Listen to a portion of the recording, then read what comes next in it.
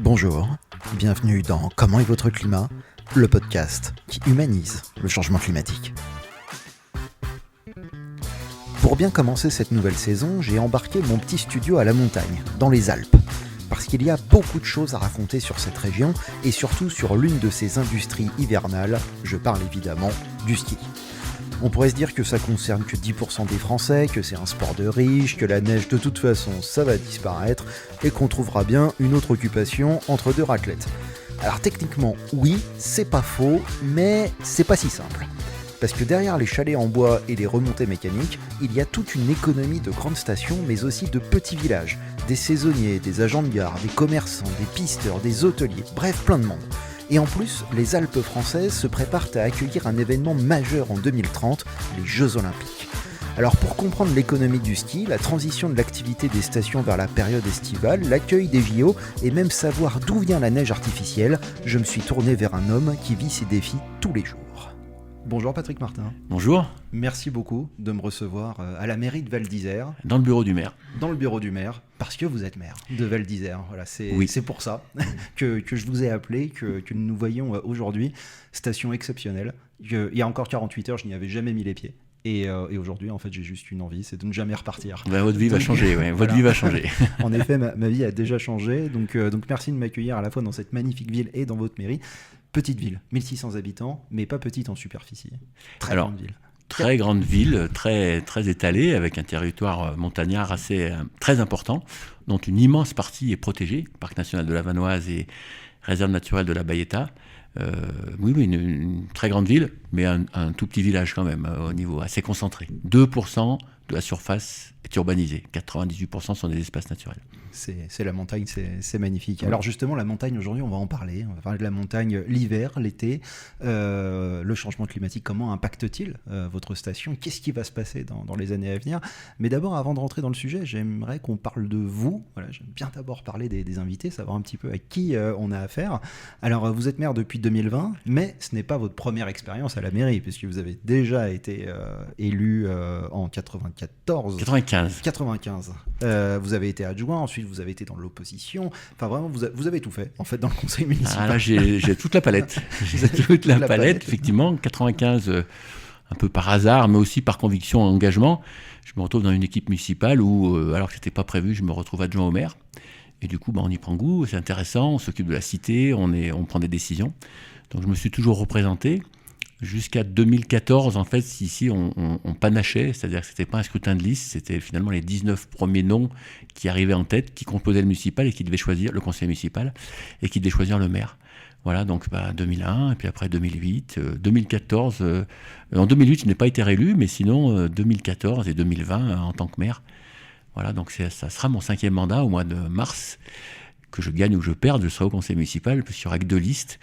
Et voilà, je pense que ça sera la dernière fois, parce que le prochain mandat va faire 7 ans. On nous l'a déjà annoncé. Mais voilà, une vraie passion pour la chose publique. Oui, 7 ans, parce que sinon il va se télescoper avec l'élection présidentielle de 2032. Présidentielle et législative, donc du coup, trop compliqué. Voilà. Trop compliqué. Mais alors j'ai lu justement que vous ne vouliez pas faire plus de 2 mandats en tant que maire. Alors rien ne vous y oblige dans la loi. Pourquoi vous faites ce choix? Parce que je pense qu'il y a un phénomène d'usure.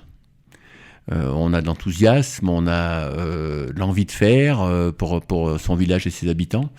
Et puis après, je le constate, c'est très intense. En tout cas, moi, je m'y suis engagé à fond. J'ai même eu un petit problème de santé à un moment donné, mais il faut savoir garder un petit peu de la distance. Et j'avais annoncé, un peu par bravade, en 2020, que je ferais que 2 mandats de maire. Parce qu'il doit y a l'âge qui passe. Moi, j'ai 62 ans, j'aurai donc 69 ans en 2033 à la fin du prochain mandat. Je trouve qu'il y a un temps pour tout. Et 2 mandats, 12 ans, c'est déjà quelque chose de long, qui permet, une période qui permet d'agir pour sa ville. Au-delà, on a forcément acquis de l'expérience, mais sans doute des habitudes. Moi, je l'ai constaté, le pouvoir isole un tout petit peu, vous êtes obligé de prendre des décisions. Et je trouve que c'est bien de laisser la place aux nouvelles générations. D'ailleurs, je m'applique pour les prochaines élections, avoir des gens jeunes. Je trouve que c'est bien de s'engager pour sa ville quand on est jeune. C'est pas facile, parce que généralement on travaille, on rentre dans la vie, on a des enfants, et tout ça est assez chronophage. Mais je trouve que c'est une espèce d'expérience qu'on doit acquérir, et au bout d'un moment, on peut aussi rendre ça plus tard. Oui, pas facile d'être élu quand on est actif. Souvent, dans les conseils municipaux, on peut voir alors soit des personnes qui ont une profession libérale, qui ont plus la main sur leur agenda, ou alors des seniors, voilà, qui sont Souvent des retraités, il faut voilà, se le dire. des retraités, c'est vrai qu'il y en a beaucoup. Alors vous faites partie de la catégorie des actifs. Oui. Voilà, vous avez votre boutique, vous êtes opticien. Opticien, oui. Et passionné par mon métier en plus. Donc, Alors là, c'est une question forcément qu'on peut se poser. C'est difficile d'être à la fois maire, déjà qu'être conseiller municipal et actif, c'est pas facile, mais alors maire et actif, comment ça se conjugue dans la vie de tous les jours? D'abord, je suis très bien accompagné, parce que c'est une petite affaire familiale. Donc ma femme, ma fille qui est opticienne aussi, alors elle n'est plus avec nous pour le moment, mais qui nous a accompagnés voilà, au quotidien. Et c'est un choix de famille. C'est-à-dire que moi, en 2020, je leur demande, et puis en 2026, je leur demande aussi. Et moi, quand le week-end, quand il n'y a pas de mariage, je vais au magasin. Le dimanche aussi, parce qu'on est ouvert 7 jours sur 7. Et puis le mercredi, je me suis bloqué aussi, parce que moi, j'adore mon métier. J'adore encore tailler mes verres, faire mes examens de vue, voilà. Donc j'y vais pour garder aussi un contact avec la réalité, parce que par rapport à ce qu'on se disait avant, quand on est toujours dans un bureau de maire, même en contact avec sa population, le risque c'est de se couper un peu de la vraie vie. Et voilà, donc je continue un petit peu, plus trop longtemps, parce que là il paraît qu'on peut partir à la retraite vers 63 ans, donc je suis en train de regarder. Mais ouais, une vraie passion pour mon métier, et puis pour mon village qui m'a accueilli, qui m'a tout donné, donc voilà, et il faut trouver la force, mais c'est vrai que c'est intense. Donc par exemple, un maire mieux payé, donc qui pourrait ne plus avoir d'activité professionnelle, ça pourrait être bénéfique pour l'agenda, mais finalement pas si bénéfique que ça, parce qu'il faut vous retirer du terrain. Non, moi je touche une indemnité parce qu'on est surclassé 20-40 000, alors en transparence, qui doit être de 2 500 €, ce qui est bien. Alors ce qui ne suffit pas pour vivre, en particulier à Val d'Isère, oui. Mais c'est une bonne indemnité, mais on me donnerait le double, que ça ne changerait rien sur mon engagement dans voilà, je pense que les maires des petites communes devraient être bien mieux indemnisés, ça c'est le cas des toutes petites communes. Moi, dans le cadre de mes activités, je m'occupe du SCOT, du schéma de cohérence territoriale, qui regroupe les 5 communautés de communes de la Tarentaise. Ça commence avec Blanche, et puis ça vient jusqu'à Val d'Isère. J'ai rencontré mes 30 collègues maires. Il y a certaines petites communes où j'ai rencontré une maire qui a emmené un de ses administrés à l'hôpital pour se faire opérer de la cataracte avec sa propre voiture. Il y a des gens qui balayent la cour. Il n'y a pas d'employés municipaux. Là, je trouve que il devrait y avoir un vrai accompagnement là-dessus. Oui, les maires, finalement, sont la fréquentation, la connaissance de ceux qui n'en ont pas, oui. Finalement. Surtout dans les petites villes. Enfin, en tout cas, moi, j'avais l'impression de vivre dans une petite ville, 30 000 habitants. Mais en fait, à l'échelle du pays, c'est pas du tout une petite ville. Donc 30 000, c'est déjà une grande ville. L'immense majorité des communes sont bien plus petites que 30 000 habitants. Oui, c'est vrai. Et on s'en rappelle pas assez. En tout cas, là où je vis. Vous êtes confronté au changement climatique, c'est pour ça qu'on se voit aujourd'hui. Est-ce que vous vous souvenez, alors que ce soit ici ou ailleurs, juste avant l'interview, vous me disiez que vous étiez lyonnais, donc que ce soit dans la région lyonnaise, ici ou ailleurs, est-ce que vous vous souvenez de quelque chose où vous avez été victime, soit émotionnellement, soit physiquement, directement du changement climatique? Directement, non, mais moi je l'ai vu à l'échelle de ma vie, donc je l'ai dit, une 60aine d'années. On voit bien que le climat change. À Lyon, moi je me rappelle, on était dans la banlieue lyonnaise où il neigeait vraiment fortement en hiver, c'est moins le cas. Puis après j'habitais dans le Chablais et je me rappelle, on allait faire du ski de fond avec mes parents à la Toussaint. À Toussaint, on se balade en montagne, c'est magnifique, il y a des couleurs extraordinaires, on voit même le loup de temps en temps, ce qui m'est arrivé l'année dernière, mais tout ça a changé. Donc un choc, non, c'est plutôt insidieux, c'est une évolution lente quand même, voilà.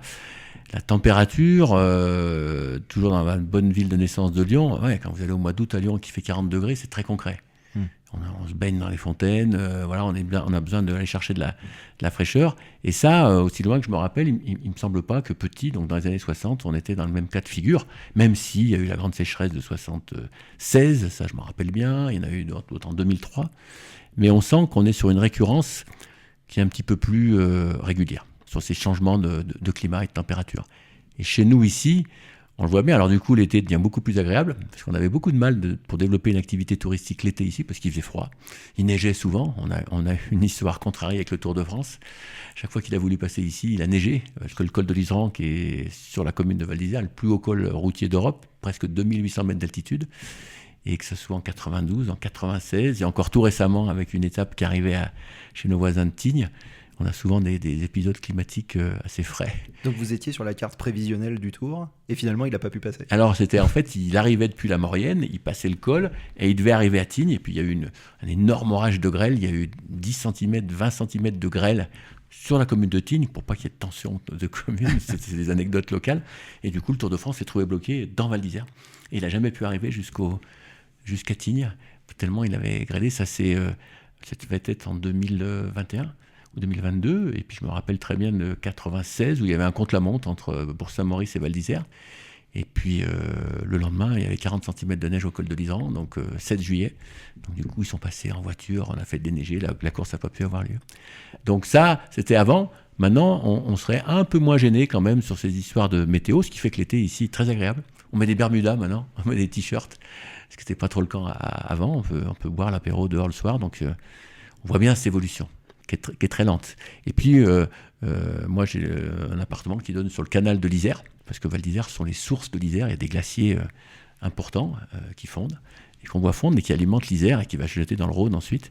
Et le canal, il a été refait, et on voit bien qu'il y a des grosses variations. En mois de juin, quand il y a des gros orages, des grosses fontes, dans le canal, ça monte à plus de 2 mètres. Puis là, à cette époque de l'année, ce qui est normal, il fait froid, on est à 10-15 cm au fond du canal. Voilà, donc ça, c'est très visuel, on le voit. Et quand vous me racontez tout ça, est-ce que vous êtes éco-anxieux ? Non, parce que je suis un garçon optimiste. Voilà, donc j'ai pas d'anxiété particulière par rapport à ça. Je sais qu'il va falloir s'adapter.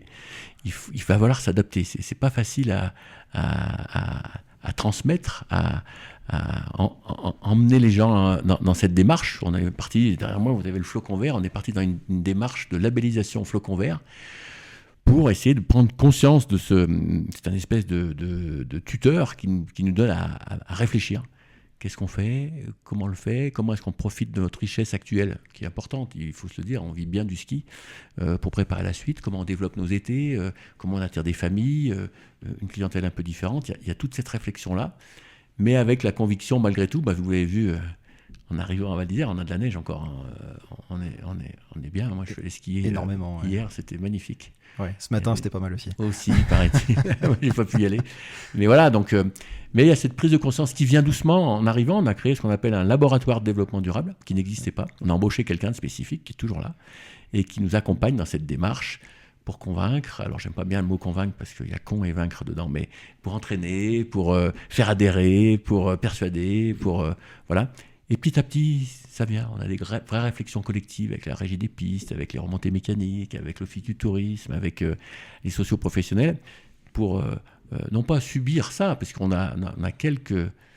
Nous, moi particulièrement, je suis persuadé qu'on a encore quelques décennies confortables pour faire du ski sur une longue période, mais, j'insiste sur le mais, on aura des accidents. On aura des périodes où il n'y aura pas de neige.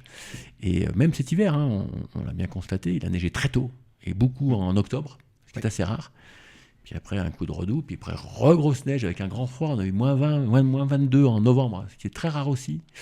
Et reneige, et puis après, de nouveau neige en janvier, mais 3 grosses chutes, point barre. Puis là, on rentre dans un cycle qu'on constate, où les chutes de neige sont plus régulières, et quand c'est 10-15 cm, c'est beaucoup mieux, parce que ça régénère le manteau neigeux, c'est moins dangereux, il n'y a pas d'avalanche, etc. Mais les débuts de saison, sont plus complexes qu'avant, clairement. Alors en ce moment, on enregistre ce podcast fin janvier 2026, on est en pleine campagne des élections municipales. Quand vous croisez les gens dans la rue, quand vous discutez, alors c'est le moment où les élus locaux sont en général vulnérables, un mois et demi des élections, on peut leur demander un peu ce qu'on veut. Alors si les gens me demandent la neige, je dis que je ne peux pas faire grand-chose. Non, vous êtes élu local, pas magicien, ça il n'y a pas de problème. Mais justement, est-ce que les gens vous parlent d'écologie, est-ce qu'ils vous parlent de développement durable pendant cette campagne, est-ce que c'est un sujet consensuel ? Alors ils en parlent un peu, mais moi je connais bien mon village, on est des ruraux ici, même si c'est une grande station. Donc ils parlent de choses beaucoup plus concrètes, pragmatiques, l'école, la crèche, la piscine, les cours de ski, l'écologie, ça va devenir concret. C'est très concret, mais vous me demandez, c'est pas quelque chose de prégnant. On a fait beaucoup de réunions publiques, cette démarche flocon vert, c'est une trajectoire sur laquelle on s'appuie pour réfléchir. Alors on a fait beaucoup de choses, maintenant dans Val d'Isère, vous l'avez peut-être constaté, mais il y a beaucoup de navettes, elles sont toutes ou quasiment toutes électriques, et elles le seront toutes dès l'année prochaine. J'en sors, je l'ai prise pour venir vous voir. 18 bus électriques, c'est mieux qu'à Paris. Franchement, moi qui vais souvent à Paris pour des raisons professionnelles, tous les bus sont électriques, ils sont gratuits, et donc du coup, une fois que vous êtes arrivé là, si vous êtes venu en voiture ou en transport en commun, vous n'avez plus besoin de rien, vous vous déplacez. Ça, on est plutôt leader là-dessus, parce qu'il n'y a pas beaucoup de stations. Alors, notre géographie le permet, on est en altitude ici, 1850, mais du point haut au point bas du village, qui est assez petit, il y a 4 km et demi entre la dalle, l'entrée qui a 1790 mètres, puis le Fournay qui a 1900, donc il y a 110 mètres. Les bus électriques circulent bien. On était un peu inquiets au début, et puis en fait ça marche très très bien. Oui, donc c'est pas forcément un sujet. On va plus vous parler de voirie, voilà, le trou dans la chaussée, des choses comme ça, l'écologie un petit peu moins. Ouais. Alors on avance dans la campagne, il y aura forcément des échanges, mais on a quelques sujets. Les gens m'interrogent beaucoup plus sur la possibilité d'accueillir les Jeux Olympiques en 2030. Je vais y venir. Ils nous parlent beaucoup de la rénovation de notre ancienne piscine, locaux du Club des Sports, qui va s'appeler le Face à Face. Ils nous parlent beaucoup de nos relations avec notre délégataire de service public de remontée mécanique, savoir ce qu'on va faire. Nos voisins Tignards ont fait un choix différent du nôtre, en tout cas. Ils vont faire ça sous forme de société publique locale. Voilà, on nous parle beaucoup du PLU, on parle beaucoup de logement. L'immobilier coûte très très cher ici, donc se loger ici, c'est compliqué. Mais on a une crèche qui est pleine. On a beaucoup de jeunes parents qui s'installent ici, qui veulent vivre ici. Et leur difficulté principale, c'est de trouver un logement. Alors personne ne dort dans la rue, même si on a eu quelques cas au mois de décembre, parce qu'on est à l'abri de rien à Val d'Isère. Mais moi, si j'avais une baguette magique, on me dit souvent, si je pouvais trouver une 50aine de logements confortables, on n'est pas non plus des milliers, eh bien ça solutionnerait beaucoup de choses.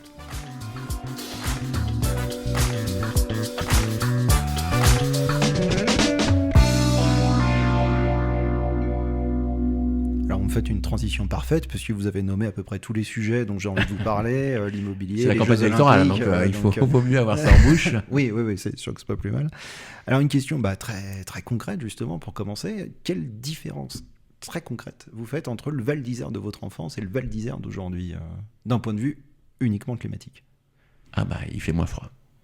Clairement. Moi je suis arrivé en 85. Alors, vous êtes trop jeune pour vous en rappeler, mais l'hiver 86, il avait fait moins 11 à Paris.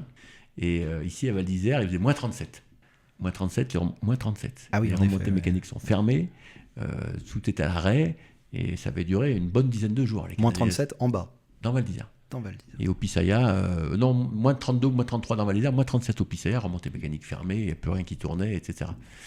Là, moi, je suis opticien par ailleurs, donc je fonctionne un peu à l'ancienne, j'ai un petit carnet avec mon chiffre d'affaires, et je le note depuis 30 ans. La météo du matin et la température. C'est une marotte. Voilà. Vous avez la météo de Val d'Isère jour par jour depuis 30 ans. Oui, avec un petit soleil quand il fait soleil, un petit nuage quand il fait nuage, un petit neige ou pluie, et avec la température affichée. Je ne savais pas que le climat allait changer si vite. Non, mais c'est pour la climatologie, c'est une mine d'or. Alors c'est sur mon balcon, toujours avec le même thermomètre, toujours au même endroit, côté nord, et voilà, je peux vous dire que ce matin, il faisait moins 5. Pas très froid pour le mois de janvier. Les températures que je vous décrivais, alors il y a des variations, c'était au mois de janvier 86.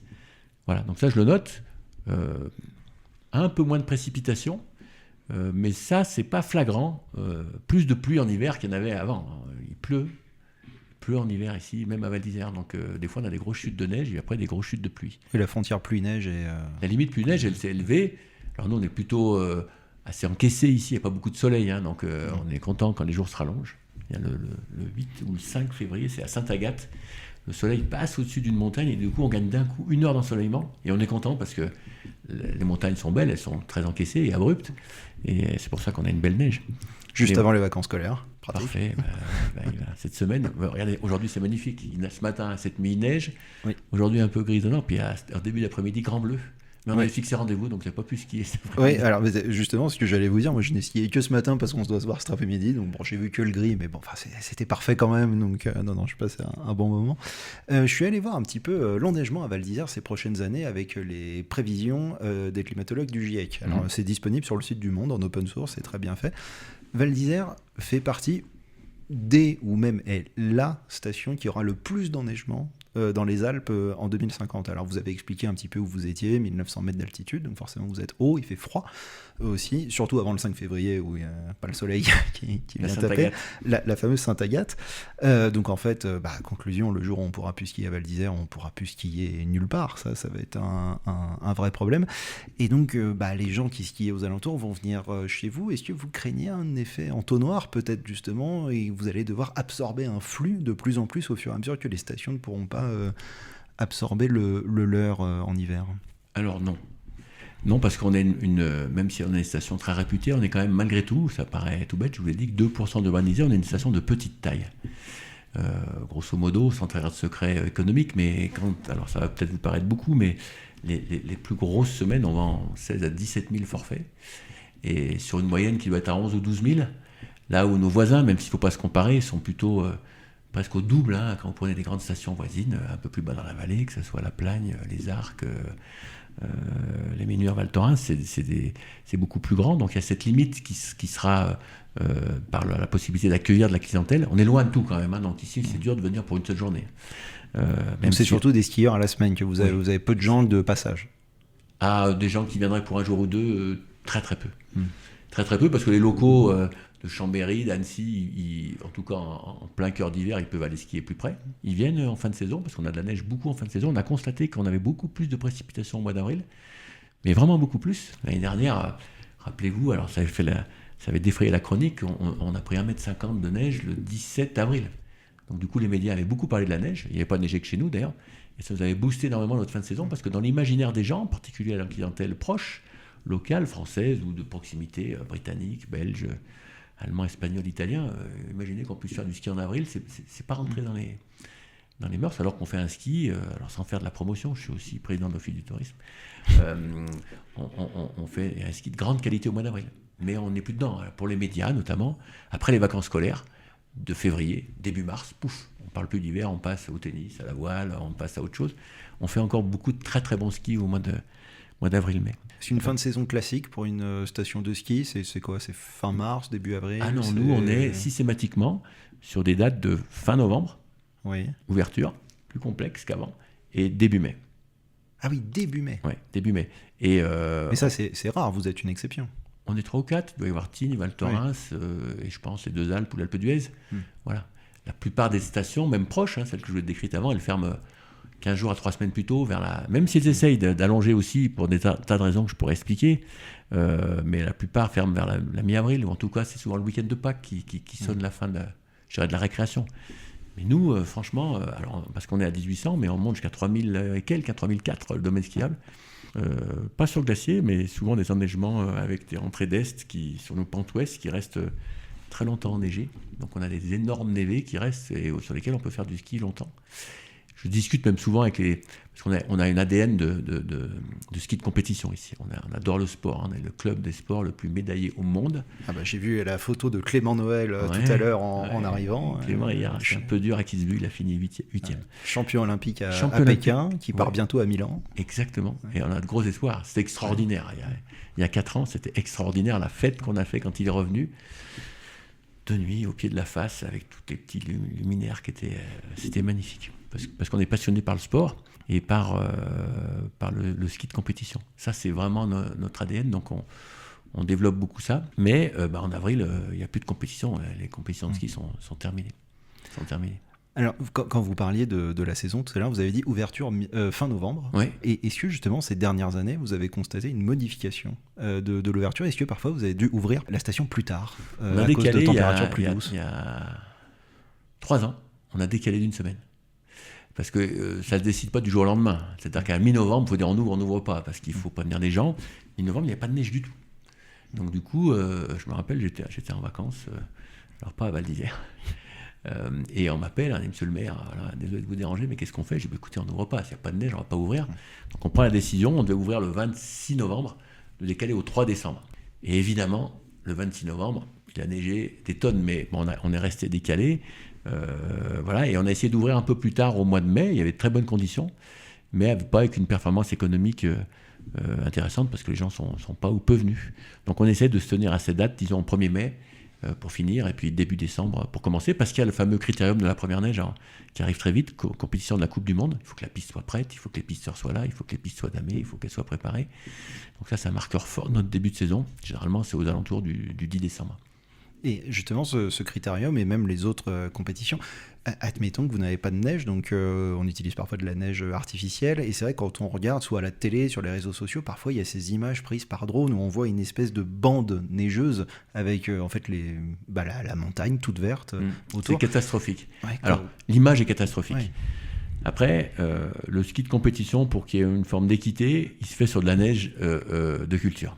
Parce qu'il faut que la neige soit dure. Ouais, partout. Parce que sinon, si vous avez une neige juste naturelle, le premier skieur qui passe, il a une piste qui est nickel.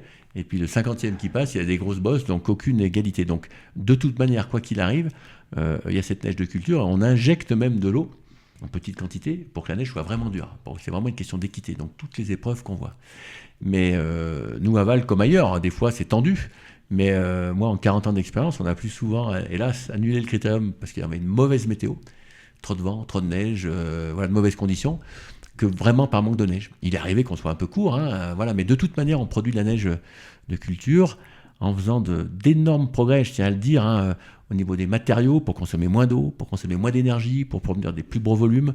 Et puis on attend ces fenêtres de froid, parce qu'il faut qu'il fasse pour bien produire, au minimum -7, -8. Mais sur le ski de compétition, c'est quelque chose qui est obligatoire, qui fait partie des standards de la Fédération internationale de ski. Mais en avril, on pourrait organiser des stages, faire venir des jeunes, etc. Et moi, je discute, c'est ce que je voulais vous dire tout à l'heure, avec les fédérations. Je dis, mais faites skier les gens quand il y a de la neige. Donc, arrêtez de nous faire des trucs au mois de juin sur des glaciers. Des glaciers, il n'y en a plus, ils ont fondu. Nous, on a quasiment plus de glaciers à Val d'Isère sur le domaine skiable. Il y a ceux des sources de l'Isère dont je vous ai parlé qui sont encore assez volumineux, mais qui fondent, hein, qui diminuent. Et puis, au niveau du col de l'Iseran, alors, c'est pas sur la commune de Val, mais de Bonneval, notre voisine, en Maurienne, on avait un glacier, mais aujourd'hui, il doit rester 1 ou 2 hectares et 7 mètres d'épaisseur maximale. Et cette neige de culture, justement, pour revenir à ça, est-ce que vous notez une augmentation de son utilisation, vous, sur votre station, ces dernières années ? Non, nous, on est assez constant, alors sans flagornerie, hein, autour de 600 000 mètres cubes d'eau pour produire de la neige. L'année dernière, on avait de la neige plus tôt, et on en a consommé que 450. On ne tire pas à bloc sur la réserve, hein, c'est le cas de le dire. 450 000 mètres cubes d'eau, j'ai un peu de mal à me rendre compte. Ça fait en termes de pistes, en termes de... Ça correspond on couvre à une grande partie de nos domaines skiables, mais il y a une étude assez précise, parce qu'on s'en occupe, hein, qu'on a faite. Alors, vous avez cité le GIEC. Il y a des gens qui s'appellent Clim Snow aussi, qui ont fait des études chez nous pour nous montrer les enneigements et qui sont amenés à peu près aux mêmes conclusions que vous. Mais on avait fait une étude sur la quantité d'eau et de neige qui tombait sur notre bassin versant. Et le bassin versant à Val d'Isère, il correspond à peu près, donc les montagnes, aux limites de notre domaine communal. Et les précipitations, bon an, mal an, c'est 204 millions de mètres cubes. D'accord, 204 et on millions consomme, de mètres cubes. Grosso modo, 600 000 pour la neige de culture, quasiment 1 petit million pour l'eau potable. Et puis après, il y a l'agriculture, donc moins de 2 millions de mètres cubes. Donc notre activité locale, elle consomme moins de 1% de ce qui tombe chez nous. Mais on n'est pas tout seul. En fait, vous budgétez, entre guillemets, 600 000 mètres cubes d'eau, potentiellement à utiliser pendant la saison. On est limité de toute manière, hein, il y a des gens qui nous surveillent, la DDT, la DREAL, on a des engagements qu'on signe, et voilà, on a des volumes. Une fois Là, aujourd'hui, on est fin janvier, on va plus produire de neige, fini. Ah oui. C'est fini. On a des débits régulés, on fait pas ce qu'on veut, hein, moi ça me va très bien. Hein. Mais jusqu'à fin décembre, novembre-décembre, on peut, parce que l'étiage de l'Isère est encore assez haut, donc on peut se servir de l'eau locale, on a des réserves. C'est un gros sujet, hein, les réserves collinaires, ça parle beaucoup. Je vous disais que les fois l'Isère montait jusqu'à 2 mètres de haut, on aimerait bien pouvoir stocker une partie de cette eau. Bien sûr. Et puis surtout, on a un immense réservoir, vous l'avez vu en Ratran, c'est le lac du Chevril qui appartient à l'EDF, qui a des réserves immenses. On aimerait bien pouvoir trouver un accord avec l'EDF plutôt que d'aller brasser la montagne, de pouvoir prendre un peu d'eau au mois de novembre-décembre et la rendre au mois d'avril-mai quand elle refond. Parce que c'est une réserve immense. Je ne sais pas si vous avez vu le barrage, il est presque vide en ce moment, on a produit, mais quand il est plein, c'est magnifique. Bon, c'est des sujets qu'on sera amené à aborder au futur. Vous auriez besoin presque d'une méga bassine finalement pour avoir C'est une méga bassine à côté, mais on a calculé que quand elle est pleine, la production, la quantité d'eau nécessaire, mais c'est scientifique, moi je suis d'une formation scientifique, c'est 8 cm de surface du lac, qui fait 130 mètres de haut. Et pour le moment on ne peut pas, parce que l'eau appartient à l'EDF, donc du coup on fait des réserves, on fait des... Voilà. Nous on stocke à peu près en eau, en transparence, un peu plus du quart de notre consommation à 150 000 mètres cubes. Alors, voilà. Ça va paraître beaucoup. Il y a souvent des critiques, des polémiques sur l'utilisation de la neige de culture, parce que alors, les chiffres varient, c'est entre 8 et 13% des Français qui skient. On va se dire, bon, en fait, si c'est pour 10% de la population, on utilise de l'eau potable qu'on pourrait utiliser pour autre chose. Mais en fait, Alors, c'est pas de l'eau potable, c'est de l'eau brute. C'est pas de l'eau potable qu'on utilise. Oui, c'est souvent la critique qui revient. Donc justement, cette eau, concrètement, d'où elle vient? Cette eau, si on ne l'utilisait pas, en fait, elle n'aurait pas forcément un autre usage? Cette eau, si on ne l'utilisait pas, elle finirait dans le barrage qui est juste en dessous. Parce qu'il y a un énorme barrage avec la fameuse histoire de Thine qui permet la production d'électricité. Et elle est stockée. C'est-à-dire qu'on rebat les cartes à zéro après ce barrage. Vous avez vu ce mur qui fait 130 mètres d'eau, immense, qui a été construit dans les années 50. Voilà. Et puis, alors on peut discuter, polémiquer, mais l'eau, c'est vrai qu'elle est stockée sur place, puis elle fond au printemps, avec une évaporation, mais qui est minime. Il y a beaucoup d'incompréhension. Donc ce n'est pas de l'eau perdue? Non, clairement, elle n'est pas perdue. Et puis, on priorise, je vous parlais de l'eau potable, qui est la priorité, l'agriculture, qui est la deuxième priorité.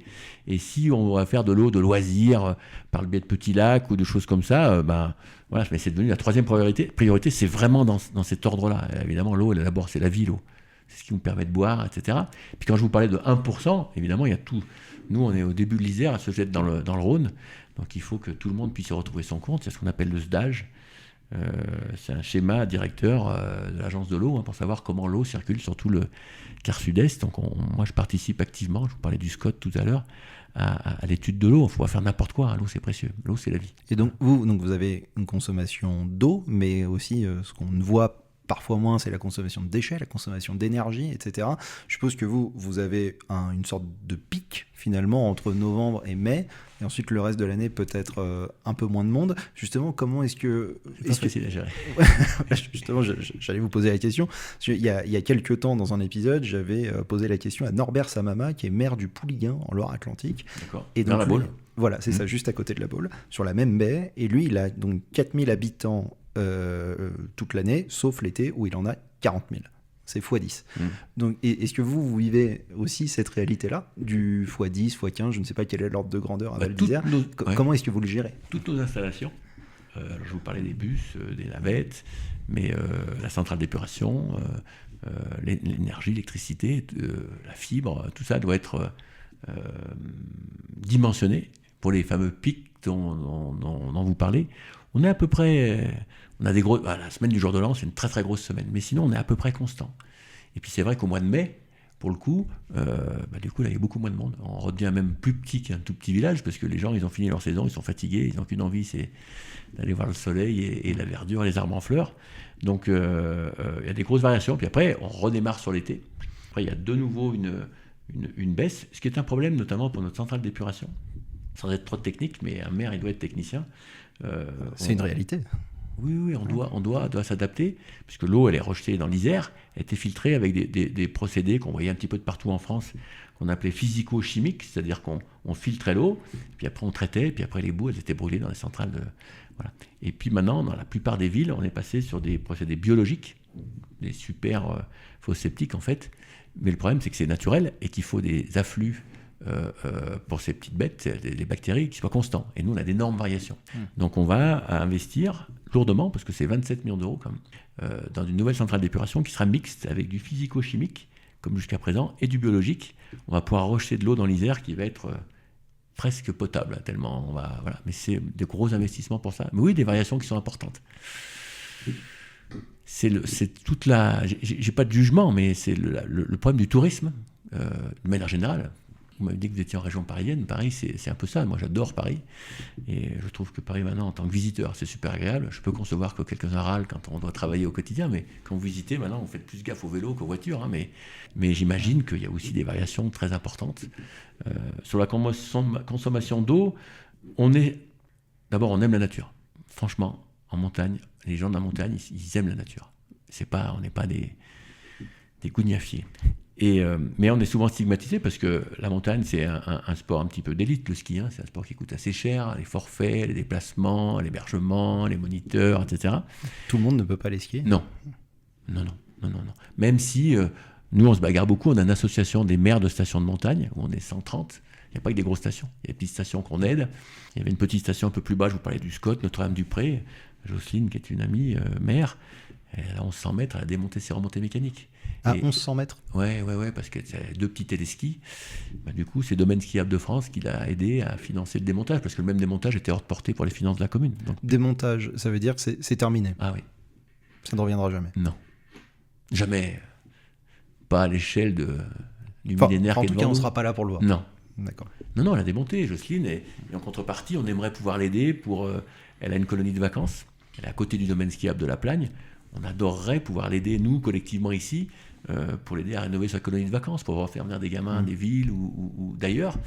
Il y a puisque vous me tendez votre micro, il y a un système en France qui s'appelle le SPIC, le Fonds de péréquation intercommunale, qui prend aux communes plutôt ou aux collectivités plutôt riches, ce qui est le cas de Val d'Isère, ce qui est le cas de la Tarentaise, ce qui est le cas de toute la Savoie, pour redonner aux collectivités les moins bien loties, souvent dans le sud de la France ou en région parisienne, dans certains départements.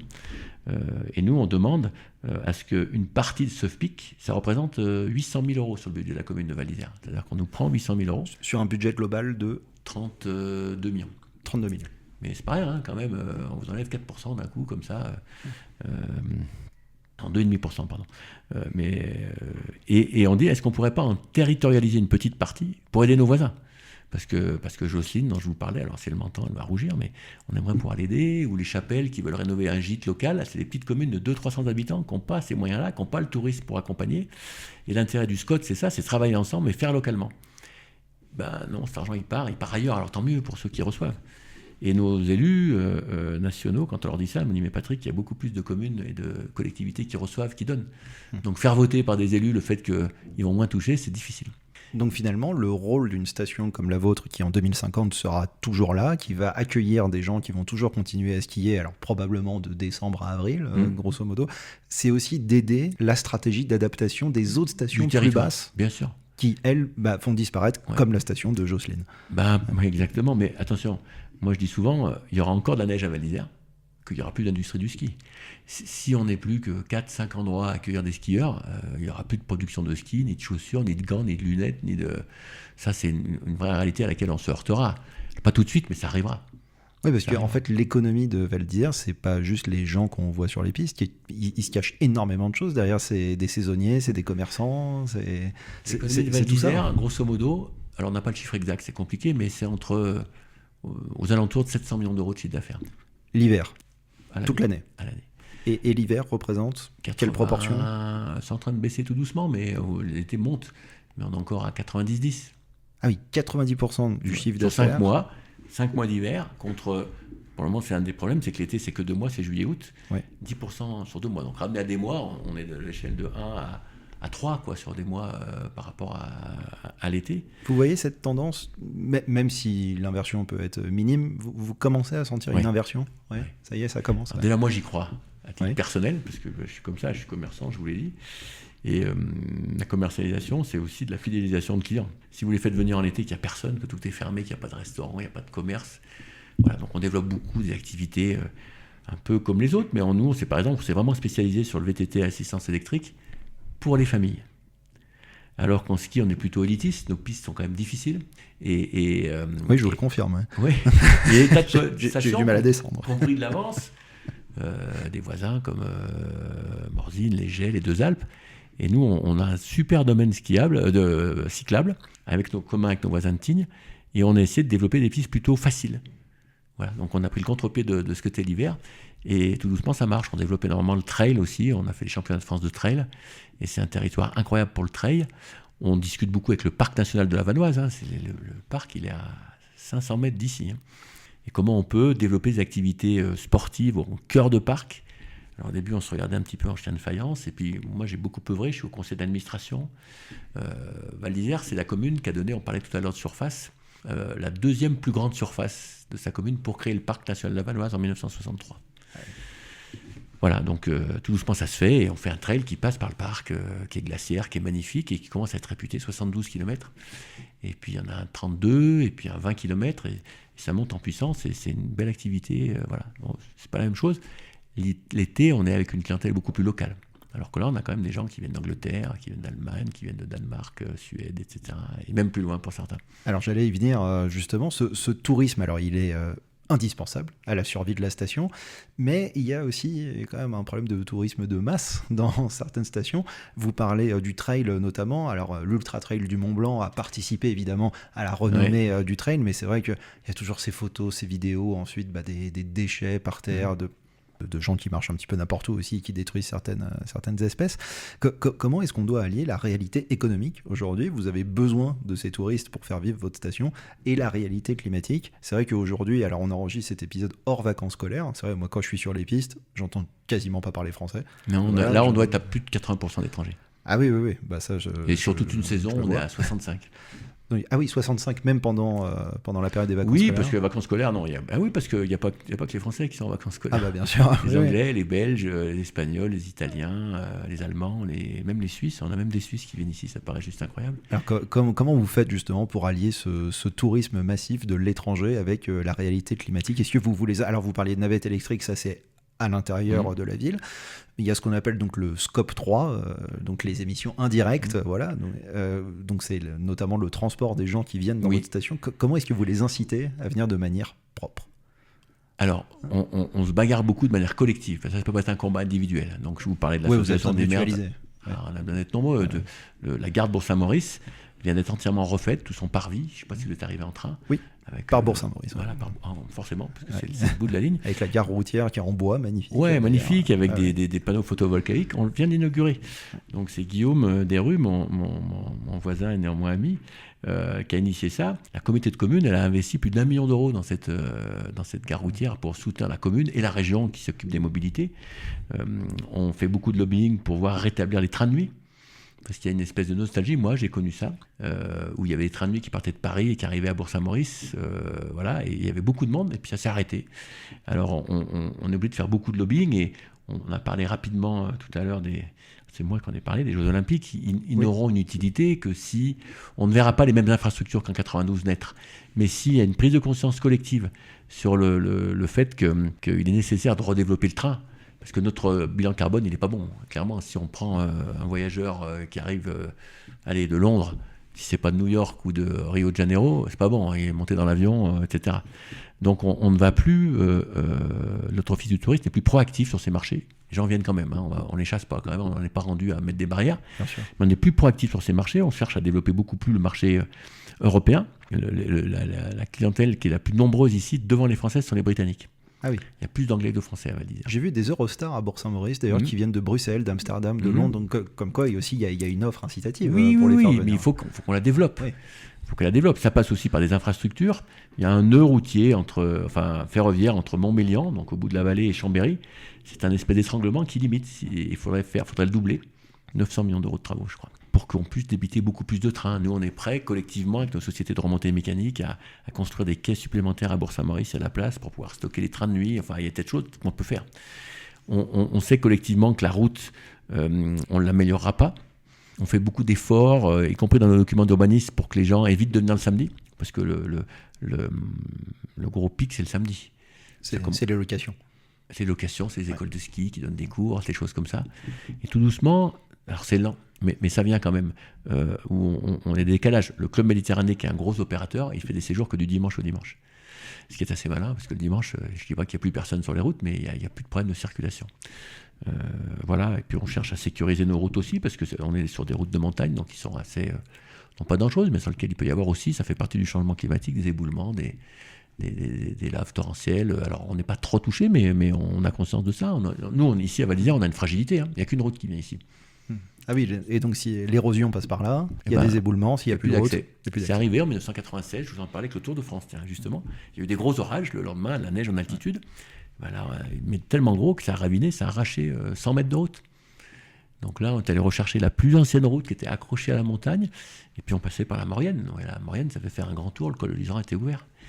Donc il y a conscience de tout ça.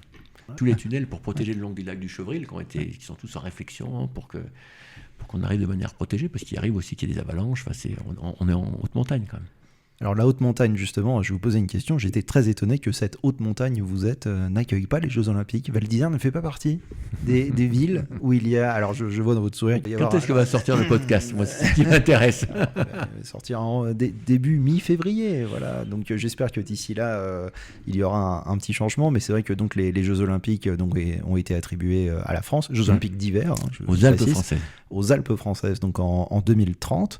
Et alors je suis assez étonné, on est à 1900 mètres d'altitude, on peut skier jusqu'à 3400, Val d'Isère renommée internationale, et dans la liste des villes qui accueillent des épreuves Vous n'y êtes pas. Pourquoi ? Alors, si vous regardez bien la carte, on y est. Mais il n'y a pas d'épreuve. Alors, c'est ballot. Alors, parce qu'en fait, écoutez, sans trahir de secret, que je ne trahirai pas, mais il y a beaucoup de discussions. Nous, on est persuadés du fait que je vous ai dit au départ qu'on était un village de sportifs, de champions de skieurs, de ski de compétition. Le Critérium de la Première Neige, il a 70 ans. Ça fait depuis 1955, chaque année, on l'organise.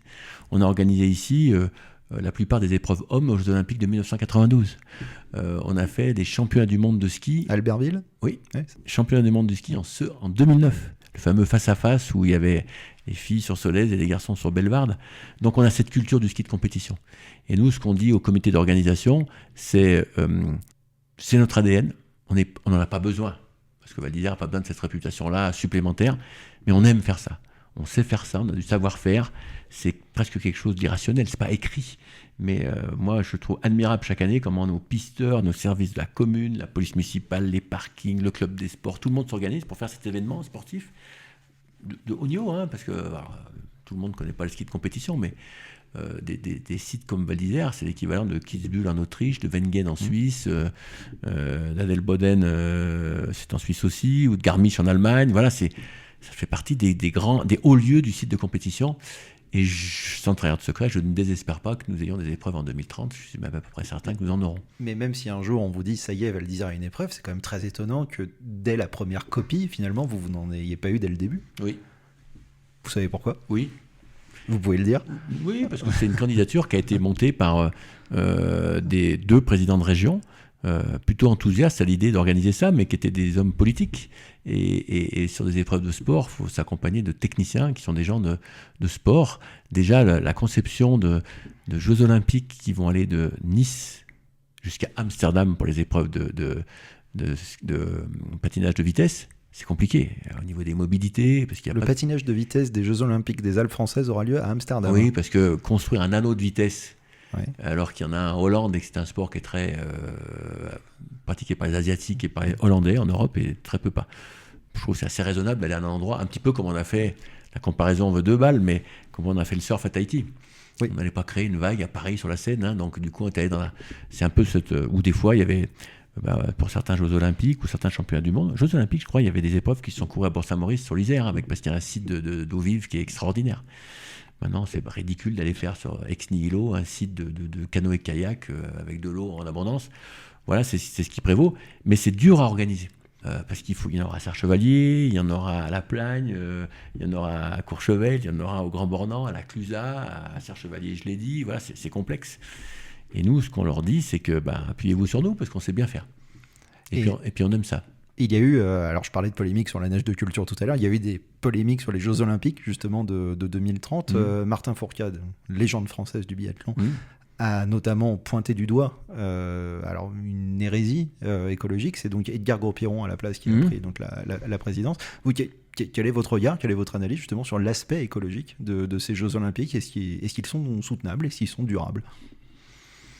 En tout cas, c'est ce qui nous a été promis. Des Jeux Olympiques populaire et durable. Moi, c'est dans ça que je m'inscris pour ma commune. Populaire, parce qu'il faut que les plus jeunes et puis toutes les strates de la population puissent y participer en tant qu'événement. On a vu ce qui a donné lieu à Paris, quand même. Il faut quand même être honnête avec nous-mêmes. Tout le monde critiquait Paris. Et c'était exceptionnel. C'était quand même exceptionnel. Jeux olympiques, paralympiques, moi, ma fille habite à Paris, elle était en larmes, elle faisait beaucoup de natation. Elle m'a dit, papa, c'est juste dingue, la piscine est pleine de spectateurs. Donc, il ne faut pas trop non plus se flageller. Il faut le faire dans un budget contraint. Ça, moi, je suis un homme politique et gestionnaire de ma commune. J'adhère avec ça. C'est pas open bar, c'est fini cette époque-là. Un budget contraint. Et il faut que ça soit durable. C'est-à-dire que ça permette de faire poser sur la montagne, sur les Alpes françaises et toute la montagne française, un regard sur notre fragilité. Ça, c'est vraiment important. Et en même temps, pour accompagner le fait qu'on doit faire différemment dans les années à venir. Alors, souvent, je prenais la comparaison de Danone. On ne demande pas à Danone comment ils feront des yaourts en 2070 quand il n'y aura plus de lait. Nous, c'est un petit peu pareil. Mais il faut qu'on embraye, et on le fait. Ça fait 2 fois que je vous parle de Flocons Verts. C'est une association qui nous accompagne là-dessus. Alors, on a une vingtaine de stations à être labellisées. C'est pas juste le changement climatique, c'est comment on vit en montagne, comment on vit avec des écoles, des crèches, des associations, comment on peut prévoir l'avenir, parce qu'un homme politique, il doit servir à ça, d'être plutôt visionnaire, de voir avec distance. Et on fait un gros travail là-dessus. en ayant conscience qu'on est plutôt bien servi. Voilà, la difficulté, elle est là. En fait, moi, quand j'ai su que vous allez venir m'interviewer, elle est là, c'est qu'aujourd'hui, vous voyez, on travaille bien, on vit bien du ski. On sait que ça va être différent et il y a une prise de conscience. La prochaine campagne électorale, elle va être là-dessus aussi, sur notre contrat de remontée mécanique, la délégation de service public. Qu'est-ce qu'on en fait ? Qu'est-ce qu'on fait avec l'argent du ski aujourd'hui ? Parce que ça développe des moyens pour préparer la suite. Alors, c'est pas juste construire des piscines, des pistes de luge ou des trucs comme ça. C'est comment on continue à vivre ici. Et puis aussi, comment on accepte, parce qu'il y a une espèce de tyrannie qui consiste à dire, il faut que ça soit toujours crescendo. Non. On a vécu depuis 100 ans à Val d'Isère bientôt du ski. Sans doute qu'on va en vivre encore longtemps, mais il faudra qu'on le fasse différemment et il faudra qu'on ait l'intelligence collective de développer, parce que quand il y aura moins de neige, il y aura toujours des montagnes et il y aura toujours de l'air pur et il y aura toujours des moments agréables à passer en été avec un peu moins chaud qu'en ville. Voilà comment on imagine tout ça, sans espérer retrouver, en tout cas sans avoir l'obsession de retrouver le même modèle économique. C'est tout. Et ça se fait. Moi, pour ça, je vous me demandais si j'étais éco-anxieux. Non, parce que je suis un garçon optimiste. Je crois que chaque génération a la capacité, alors il faut leur laisser, c'est ça le côté durable, le plus de chances possible, pas tout brûler. Moi, j'en parle souvent avec ma maman qui a 90 ans, qui est encore vivante. Les 30 glorieuses, les gens qui sont nés avant la guerre, ils ont connu une époque, guerre de 39-40, je parle pour les plus jeunes. Ils ont connu une espèce de période de croissance entre 45 et 75, le premier choc pétrolier qui était juste phénoménal. Vous vous levez le matin, vous savez que le lendemain, votre famille, votre travail allait être dans une situation économique meilleure que la veille. Cette époque, elle est révolue. Elle est révolue. On vit toujours avec cette idée-là que ça va continuer. Elle est révolue. Une carrière professionnelle, elle n'est pas linéaire, c'est fini. On ne commence pas à A pour finir à Z en montant de plus en plus haut. On a du mal à l'admettre. Nos politiques, et moi j'en suis un, sont assez fautifs en nous faisant croire que c'est quelque chose qui est répétable à merci, mais l'intérêt c'est de développer d'autres valeurs. Alors moi je ne crache pas dans la soupe, on dit que l'argent ne fait pas le bonheur, c'est mieux d'en avoir un petit peu quand même, ça aide. Mais voilà, il y a d'autres choses à développer, des projets collectifs. Moi je suis maire, je crois beaucoup à ça. Je suis en campagne électorale en ce moment. Tout le monde ne peut pas venir sur la liste, certains ne veulent pas, mais je dis c'est pas grave, on va continuer, on va faire des échanges, on va co-construire. Le contrat de remontée mécanique, par exemple, qui court jusqu'en 2032, il va falloir qu'on travaille dès l'année prochaine dessus pour imaginer ce qu'on va faire, comment on va le faire, avec qui on va le faire. Ça sera une délégation de service public, répondra à qui voudra, mais il faut qu'on le construise en disant on va pas faire que des remontées mécaniques. Nous, on est déjà bien servi en remontée mécanique. Les canons à neige, on en a parlé, on est déjà plutôt bien développé. On va essayer de mettre des matériaux qui consomment moins en eau, en énergie, en air, etc. Mais qu'est-ce qu'on fait du reste ?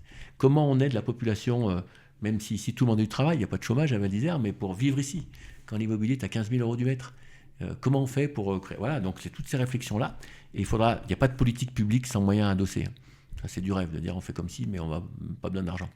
Donc il y a de l'argent à Val d'Isère, il faut juste faire des choix. Et avec cette, en tout cas moi c'est ma conviction, cette richesse de la délégation de services publics des remontées mécaniques, il faut qu'elle serve à autre chose. Les mobilités, on a vu qu'on était pas mal, intra-communal. L'extra-communal, c'est des questions de compétences, donc on discute avec la région. Peut-être qu'on aurait pu, on nous a laissé le choix, le garder au niveau de la communauté de communes et le développer nous-mêmes. On a eu peur en début de mandat. On s'est dit, là, il faut le financer, il faut faire des... Voilà, donc du coup, on a passé la patate à la région. Mais nous, on est un peu atypique parce que les grosses variations hiver-été.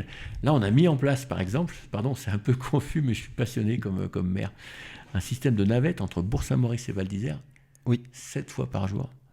Toute l'année. Ah je vous le confirme, je l'ai prise. Toute l'année. Vous l'avez prise, mais vous venez au mois de mai, quand il n'y a plus personne, toute l'année. Et il y a des tarifs abordables pour notre population, pour pouvoir se dire, si on descend à Bourg-Saint-Maurice, soit parce que j'ai pas de voiture, soit parce que je suis un ancien, soit parce que je suis un saisonnier qui est venu sans sa voiture, de pouvoir descendre, faire ses courses, remonter, même si on peut toujours faire des courses à Val d'Isère, ça coûte un peu plus cher. Voilà, donc on développe tout ça. Donc oui, notre bilan carbone dont on parlait tout à l'heure, il n'est pas terrible, mais on cherche vraiment à l'améliorer. Et on a des actions locales. Je ne parle pas de notre domaine skiable, sur lequel toutes nos machines fonctionnent au HVO, qui est un carburant qui fait baisser vraiment notre empreinte écologique. On réfléchit sur les dameuses à hydrogène, sur les dameuses électriques. Il y a plein de choses qui améliorent. Mais on a conscience que c'est peanuts par rapport à ce que consomme un type qui partirait d'Australie pour venir faire du ski chez nous. Donc pour répondre concrètement à ma question, si je reviens en 2050, je peux toujours skier à Val d'Isère. Je l'espère. J'espère d'abord être là pour le constater, ce qui n'est pas gagné. Je vous le souhaite. Mais moi, je vous le souhaite, bien sûr. Bien sûr. Et puis moi, je me bagarre beaucoup pour que ça puisse être possible, parce que l'entonnoir dont vous me parlez, il s'accompagnerait du fait de dire, finalement, ça va concentrer un certain nombre de personnes, on va encore monter en gamme, ce qu'on nous reproche déjà pas mal. Et moi, je me bagarre beaucoup pour que des projets comme l'UCPA de Val d'Isère, qui servira peut-être pour les Jeux Olympiques, puissent sortir pour que quelqu'un de jeune puisse venir au ski à des tarifs plutôt encore attractifs.